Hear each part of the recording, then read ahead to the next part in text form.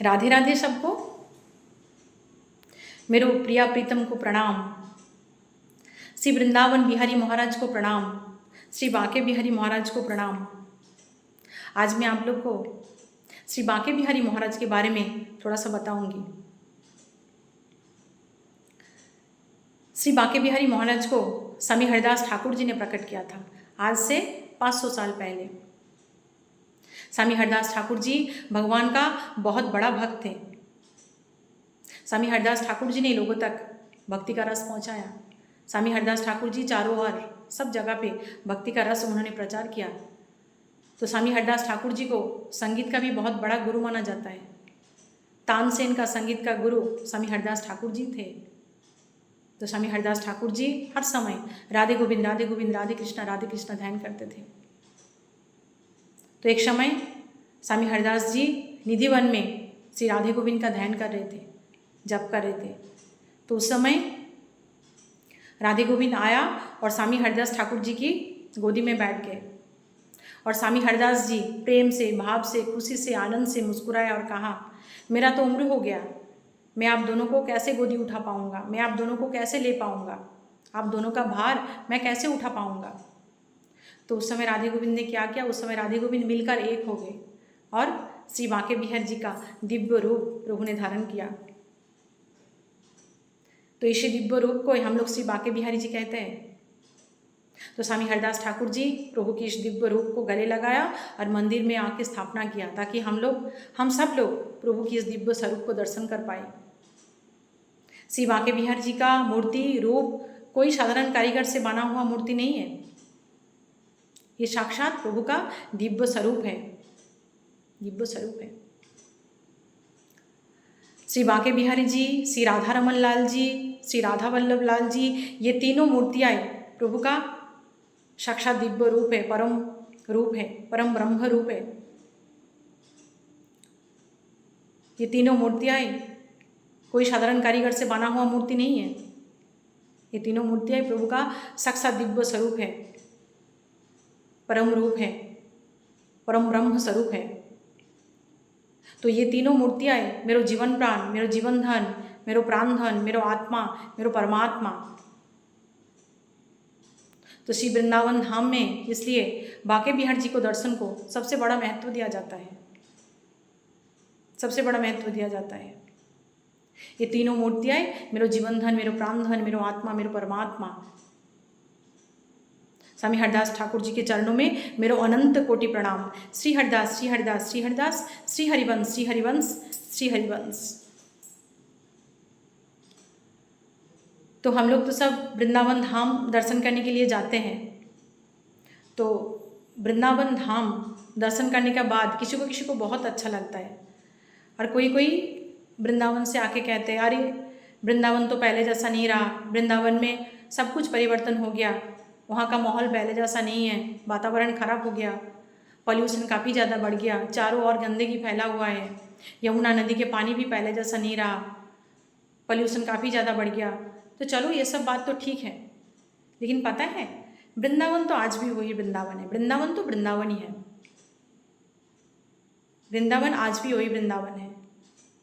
किसी को वृंदावन में पॉल्यूशन दिखता है तो किसी को उसी वृंदावन में आज भी राधे गोविंद, राधे श्याम, राधा माधव का दर्शन होता है। किसी को यमुना नदी में बहता हुआ पानी में प्रदूषण दिखता है, तो किसी को उसी यमुना की रसधार में शाम गौर वर्ण दिखाई देता है। अगर अनन्य संत, अनन्य रसिक, अनन्य भक्त, अनन्य महापुरुष की दृष्टि में वृंदावन को दर्शन करोगे तो चारों ओर मेरो प्रिया प्रीतम का दर्शन होगा, राधे गोविंद का दर्शन होगा, राधे श्याम का दर्शन होगा, राधा माधव का दर्शन होगा। अगर किसी को दिखता नहीं है मतलब ये प्रमाणित नहीं है कि वृंदावन के वृक्ष को मरम न जाने कोई, डाल डाल पे पात पात पे सी राधे राधे होई। आज भी वृंदावन में हर डाल में, हर पत्तों में, हर लता पता वृक्ष में राधा नाम अंकित होता है। कोई देखने वाला तो हो, जिन्होंने देख लिया उन्होंने पा लिया, जिन्होंने देख लिया उन्होंने पा लिया। इसलिए तो कहते हैं कि वृंदावन को जब भी दर्शन करो प्राकृतिक रूप से नहीं, आभ्यंतरीण रूप से दर्शन करो, मन की आंखों से वृंदावन को दर्शन करो। और जब मन की आंखों से वृंदावन को निहारोगे ना तो चारों ओर सब जगह पे मेरे मनमोहन का ही दर्शन होगा, राधे गोविंद का ही दर्शन होगा, राधे श्याम का ही दर्शन होगा, राधा माधव का ही दर्शन होगा। तो दिव्य धाम को दिव्य दृष्टि से देखा जा सकता है, दिव्य धाम को दिव्य दृष्टि से देखा जा सकता है। दिव्य धाम को देखने के लिए दिव्य दृष्टि चाहिए, दिव्य दृष्टि चाहिए। तो केवल ही केवल ये जो भक्ति का रास्ता है ना, केवल ही केवल एकमात्र दृष्टि का ही खेल है, दृष्टि का ही खेल है। दृष्टि बदल जाता है, दृष्टि में परिवर्तन आ जाता है। तो वृंदावन की एक छोटा सा कहानी मैं आप लोग को सुना रही हूँ। एक बार एक संत जी आए थे वृंदावन दर्शन करने के लिए। तो कुछ दिन थे उन्होंने वृंदावन में, कुछ दिन थे। तो जब वृंदावन छोड़ के जा रहे थे, उन्होंने क्या किया, उन्होंने एक दुकान से मिठाई की पैकेट लिया और फिर ट्रेन में बैठ गए। उन्होंने मिठाई की पैकेट लिया और ट्रेन में बैठ गए फिर वापस आने के लिए। फिर कुछ दूर जाके देखा कि मिठाई की पैकेट में चींटी लग गया। तो संत जी ने क्या किया पता है, जहाँ पे देखा कि मिठाई की पैकेट में चींटी लग गया, उन्होंने क्या किया, फिर वापस वृंदावन आ गए और उसी दुकान में फिर मिठाई की पैकेट को वापस दे दिया। उसी स्टैंड पे, मतलब उसी स्टेशन पे उन्होंने उतर गया, फिर वापस वृंदावन आ गया और दुकान में फिर मिठाई की पैकेट को उन्होंने वापस दे दिया। फिर दुकान में जो लोग थे वो लोग पूछ रहे थे कि आप मिठाई की पैकेट को वापस क्यों कर रहे हो। तो संत जी ने कहा कि मिठाई की पैकेट में चींटी लग गया, शायद ये चींटी वृंदावन से लगा हो, वृंदावन से लग गया है। तो चाहे चींटी हो, कीड़ा मकोड़ा हो, जिनको वृंदावन धाम मिला है, मेरे को हिम्मत नहीं है कि उनको वृंदावन धाम छुड़ा के कहीं और लेके चले जाओ। मेरे को हिम्मत नहीं है, क्योंकि वृंदावन धाम बहुत पुण्य फल से, बहुत सौभाग्य से मिलता है, बहुत भाग्यशाली होने से वृंदावन धाम मिलता है। पिछले जन्म का पुण्य फल जब एकत्रित होकर संचित होता है, तब ब्रजधाम मिलता है, तब वृंदावन धाम मिलता है, तब ब्रजभूमि मिलता है, तब ब्रजधाम मिलता है, तब ब्रजधूल मिलता है। तो वृंदावन धाम मिलना बहुत सौभाग्य की बात है। जिनको वृंदावन धाम के प्रति भाव भक्ति है ना, प्रेम है, वो वृंदावन के कीड़े मकोड़ों को भी प्रणाम करते हैं, धूल मिट्टी को भी गले लगा लेते हैं। अगर उनके हाथ में छोटा सा कोई अगर वृंदावन की एक पत्थर भी आ जाता है ना, तो पत्थर का भी वो गले लगा लेते हैं, क्योंकि वो धाम की महिमा जान चुके हैं कि धाम की महिमा क्या है, वृंदावन धाम की महिमा क्या है, वो जान चुके हैं। जो भक्त लोग, संत लोग होता है ना, वो वृंदावन धाम की महिमा जान पाते हैं, क्योंकि वो लोग जानने के लिए कोशिश करते हैं, तभी जान पाते हैं। इसलिए मैं बार बार राधा रानी से कहते रहती हूँ कि हे महारानी, हे करुणामयी, राधा मेरी स्वामिनी, मैं राधे की दास, राधा मेरी स्वामिनी, मैं राधे की दास, जन्म जन्म मोहे दीजिए श्री वृंदावन को वास। हे राधा रानी, हे करुणामयी, अगर अगला जन्म बोलकर कुछ है तो आप मेरे को वृंदावन धाम दीजिए, ब्रजधाम दीजिए, ब्रजधूल दीजिए मेरे को। मैं चाहे कितना अधम हो, पापी हो, लेकिन देना है तो वृंदावन धाम दीजिए, वृंदावन धाम दीजिए महारानी। चाहे मेरे को आप वहाँ की कीड़े मकोड़ा बना दीजिए, पेड़ पौधे बना दीजिए, लता पता वृक्ष धूल मिट्टी बना दीजिए, लेकिन देना है तो वृंदावन धाम दीजिए, क्योंकि मैंने वृंदावन धाम की महिमा जान लिया, समझ लिया मैंने धाम की महिमा क्या है, मैंने अच्छे से जान लिया। इसलिए मैं महारानी से ऐसे कहते रहती हूँ। तो जब वृंदावन धाम दर्शन करने के बाद हम लोग क्या करते हैं, वृंदावन धाम दर्शन करने के बाद हम लोग जाते हैं बांके बिहारी जी के मंदिर दर्शन करने के लिए।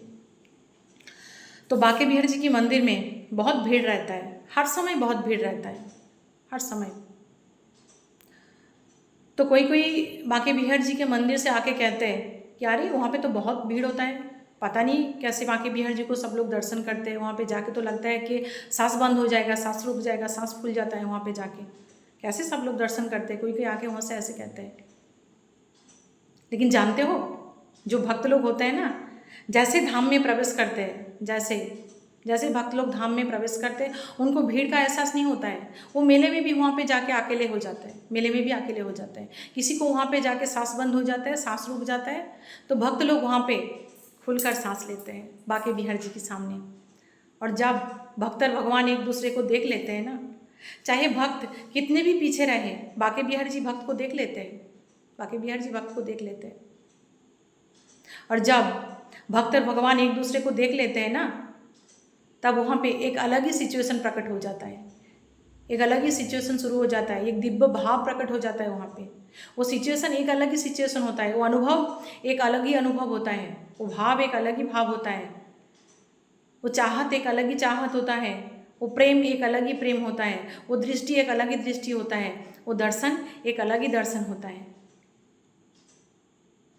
कैसा अनुभव होता है बोल के समझाना बहुत कठिन है। जिस प्रेम का कोई परिभाषा ही नहीं होता है, जिसको केवल एक भक्त और भगवान ही समझ पाते हैं कि कैसा महा अनुभव वहाँ पे प्रकट हो जाता है, दिव्य अनुभव प्रकट हो जाता है, दिव्य भाव प्रकट हो जाता है।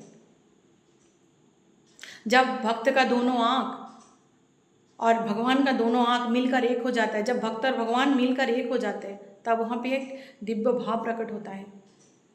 रोम रोम पुलकित हो जाता है, प्रेम की आंसू बहने लगता है आंखों से। ऐसा लगता है कि श्री बांके बिहारी जी के चरणों में सर को रख दूं और इस सर को कभी इस चरण छोड़कर उठाऊं नहीं, बस यहाँ पे समाधि ले लो।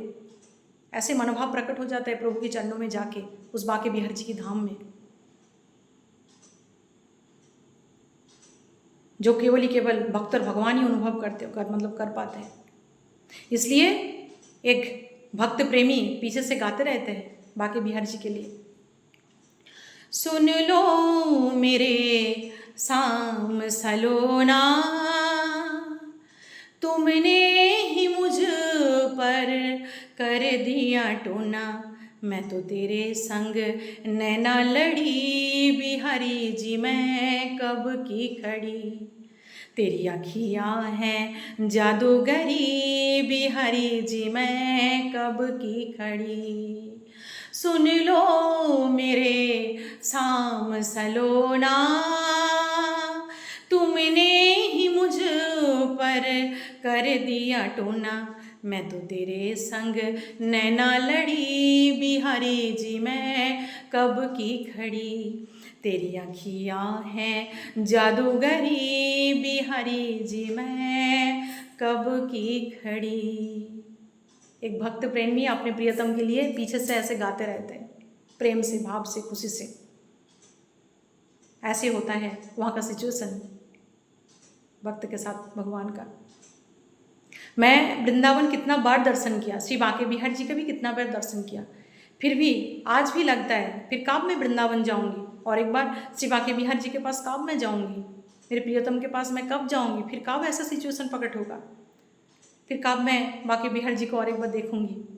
क्योंकि ये चाहत, ये प्रेम एक ऐसा प्रेम होता है ना, प्रभु को चाहे कितना बार भी देख लो मन ही नहीं भरता है, मन नहीं भरता है, बार बार बांके बिहारी जी को देखने का मन होता है, बार बार मन होता है प्रभु को देखने के लिए।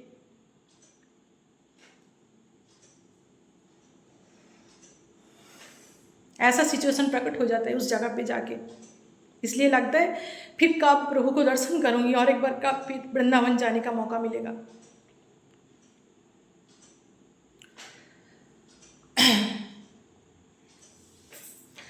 मैं इतना हर समय गोविंद गोविंद क्यों करती हूँ? क्योंकि मैं जितना गोविंद से प्रेम करती हूँ ना, उतना ही प्रेम गोविंद भी मुझसे करते हैं। तभी तो ये प्रेम की कहानी आगे बढ़ पा रहे, तभी इस प्रेम की कहानी आगे बढ़ पा रहे। आप अगर किसी से प्रेम करो, वो अगर आपसे प्रेम ना करे, क्या वो प्रेम की कहानी आगे बढ़ेगा? क्या आगे बढ़ पाएगा? कभी नहीं बढ़ेगा। दोनों तरफ जब प्रेम बराबर होता है ना, तब वो प्रेम की कहानी आगे बढ़ते हैं। तो मैं जितना गोविंद से प्रेम करती हूँ, गोविंद भी मेरे से उतना ही प्रेम करते हैं। अगर प्रेम बराबर नहीं होता है तो उस प्रेम में कभी सफलता नहीं मिलता है, पूर्णता नहीं मिलता है, परिपूर्णता नहीं मिलता है। इसलिए मैं जितना गोविंद से प्रेम करती हूँ, गोविंद उतना ही मेरे से प्रेम करते हैं, मेरे से अधिक वो मेरे से प्रेम करते हैं। तभी इस प्रेम की कहानी आगे बढ़ पा रहे हैं। इसलिए आज की डेट में अगर कोई मेरे को बोले ना कि आप कृष्ण को भूल के रहो, गोविंद को भूल के रहो, मेरे लिए पॉसिबल नहीं है, मेरे लिए संभव नहीं है। मैं रह नहीं पाऊंगी, मैं टिक नहीं पाऊंगी। मेरा हालत बिना जल में मछली के जैसा हो जाएगा, क्योंकि मैं हर सांस सांस में कृष्ण को याद करती हूँ, हर रोम रोम में कृष्ण को अनुभव करती हूँ। मेरे भीतर निरंतर कृष्ण की चिंतन बना रहता है, चाहे दिन हो या रात हो, सुख हो या दुख हो, हर समय कृष्ण की चिंतन मेरे भीतर, प्रभु की चिंतन मेरे भीतर बना रहता है। इसको कहते हैं आजप आजप भीतर बाहर, आजप आजप भीतर बाहर। निरंतर प्रभु की चिंतन में खोए रहना, डूबे रहना, चाहे मैं संसार में कितना भी बिजी रहूँ, मेरा मन मनमोहन के पास ही पड़ा रहता है दिन रात। इसको कहते हैं आजब अजब भीतर बाहर, इसको कहते हैं सांसों की माला।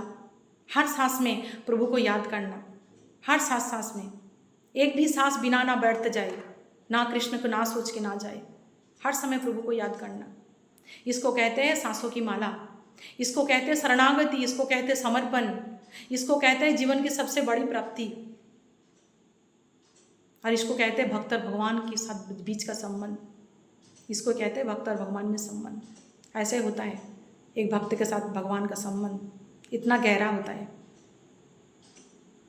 जो इंसान को बोल के समझाना बहुत कठिन होता है, बहुत कठिन होता है। फिर भी ये प्रभु का नाम है, इसलिए उनका ही मर्जी है कि प्रचार करो इस नाम को, जितना हो सके इस प्रसाद को बांटो, कोई तो होगा लेने वाला। इसलिए मैं इस प्रसाद को जितना हो सके बांटने के लिए कोशिश करती हूँ कि थोड़ा इस अमृत को लेने के लिए कोशिश करो कि क्या है इस अमृत में। तो ऐसे होता है भक्त और भगवान के प्रति संबंध। तो कृष्ण ही आप मेरा सर्वस्व है, कृष्ण ही आप मेरा सब कुछ है। मेरे भीतर भी कृष्ण है, मेरा बाहर भी कृष्ण है, कृष्ण ही आप मेरा संसार है। मैं कृष्ण प्रेमी हूँ, मैं कृष्ण भक्त हूँ, बस यही अब मेरा परिचय है, यही मेरा परिचय है। और इस परिचय में बहुत आनंद है, बहुत ही आनंद है। और आज मैं एक ऐसा प्रेमिक से प्रेम करती हूँ जहाँ मैं खुलकर, दिल खोलकर सबके सामने बोल सकती हूँ कि हाँ मैं कृष्ण से प्रेम करती हूँ, हाँ मैं गोविंद से प्रेम करती हूँ, खुद से ज़्यादा प्रेम करती हूँ। वो मेरे प्राण से भी प्यारे हैं, कृष्ण मेरे प्राण से भी प्यारे हैं। इतना प्यार करती हूँ मैं कृष्ण से। और इस प्रेम में ना तो भय है, ना डर है, ना लाज है, ना शर्म है, ना कोई संशय है, ना कोई दुख है, कष्ट है, विषाद है, शोक है, ताप है, कुछ भी नहीं है। केवल ही केवल कृष्ण ही कृष्ण है, गोविंद ही गोविंद है, आनंद ही आनंद है, मस्ती मस्ती है इस प्रेम में। इतना आनंद, इतना मस्ती मिलता है इस प्रेम में, भीतर पुलकित हो जाता है। और मैं एक बात इस रास्ते पे चलते चलते बहुत अच्छे से जान लिया, समझ लिया कि कृष्ण ही मेरा पूरा विश्व ब्रह्मांड है, कृष्ण ही ये पूरे विश्व ब्रह्मांड है। जिनकी आंखों में ये पूरे विश्व ब्रह्मांड समाया हुआ है ना, मेरी आंख उन आंखों को पूरे दिन देखते रहते हैं। जिनकी अनुमति के बिना ये पूरे विश्व ब्रह्मांड में एक पत्ता भी नहीं हिलता है, मेरी आंख उन आंखों को पूरे दिन देखते रहते हैं। तो इससे बढ़कर प्राप्ति और मानव जीवन में क्या होगा, और अलग से इस विश्व ब्रह्मांड को क्या देखना है।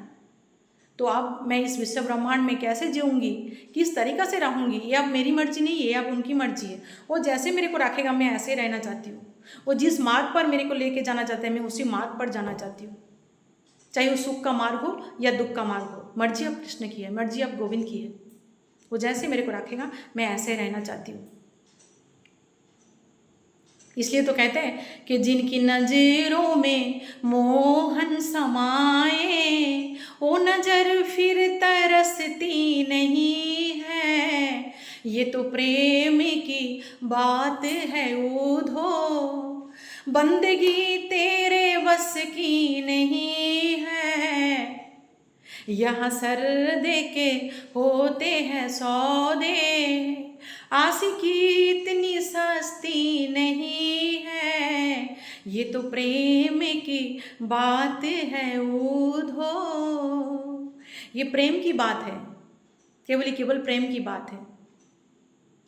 ये जो भक्ति का सफ़र है ना, पूरे सफ़र प्रेम और भाव से भरा हुआ सफ़र है।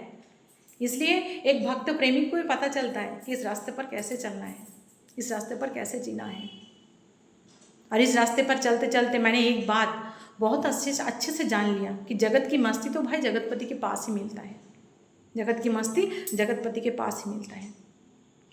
इसलिए मैं बार बार प्रभु से धन्यवाद देते रहती हूँ, बारंबार धन्यवाद देते रहती हूँ कि हे नाथ, आप मेरे को परम सत्य से परिचय करा दिया। प्रभु परम सत्य से परिचय करा दिया,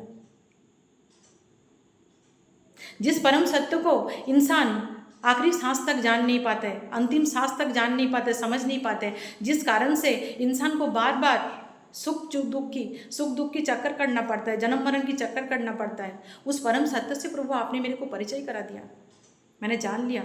मानव देह मानव जीवन किस कारण से मिलता है, मैं उस परम सत्य को जान लिया। जिस परम सत्य को इंसान नहीं जानने के वजह से इंसान की आत्मा जीवन भर रोता रहता है, तड़पता रहता है आखिरी सांस तक, जिसके कारण से इंसान जीवन भर रोता ही रहता है भीतर ही भीतर। इंसान को खबर ही नहीं है कि किस बात के लिए इंसान रोता है। इंसान की आत्मा को परमात्मा चाहिए, आत्मा को परमात्मा चाहिए, इस बात ही तो इंसान को खबर नहीं है कि किस कारण से वो भीतर भीतर रोता है। इसीलिए तो इंसान को कुछ भी मिल जाए जीवन में कभी तृप्ति नहीं आता है, कभी वो संतुष्ट नहीं होता है, कभी जीवन की शांति का भी वो अनुभव ही नहीं कर पाता है। अनुभव आता है तो एक दो पल के लिए आता है, कभी वो आनंद का अनुभव ही नहीं कर पाता इंसान। केवल इसी कारण से आत्मा को परमात्मा से दूर रखते हैं। इसी कारण से एक छोटे बच्चे को आप अपनी माँ से दूर रखो, देखो क्या होगा। उनके हाथ में चाहे कुछ भी दो, उनको कैसे करके भी रखो, वो खुश नहीं रहेगा, वो शांति से नहीं रह पाता है, वो चुप नहीं रहता है, माँ माँ करके रोता है। तो आत्मा का भी हालत ऐसे होता है।